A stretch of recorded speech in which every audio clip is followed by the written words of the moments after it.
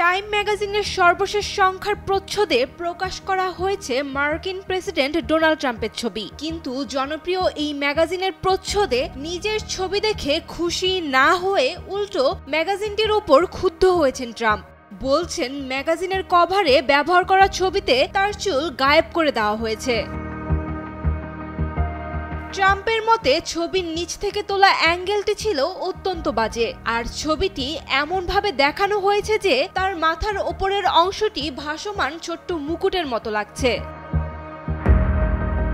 ক্ষুব্ধ ট্রাম্প নিজের ট্রুথ সোশ্যালে লিখেছেন, ওরা আমার চুল নাই করে দিয়েছে, তারপর মাথার ওপরে কিছু একটা বসিয়েছে যা ছোট্ট ভাসমান মুকুটের মতো দেখাচ্ছে। একেবারে অদ্ভুত। নিচ থেকে তোলা ছবি আমি কখনোই পছন্দ করিনি, কিন্তু এটা তো একেবারে ভয়ঙ্কর ছবি। একে অবশ্যই ধিক্কার জানাতে হয়। ওরা কি করছে আর কেন করছে?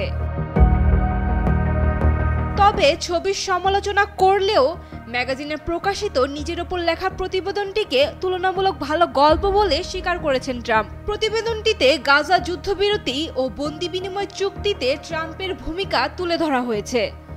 Sayem Akter, Daily Sun.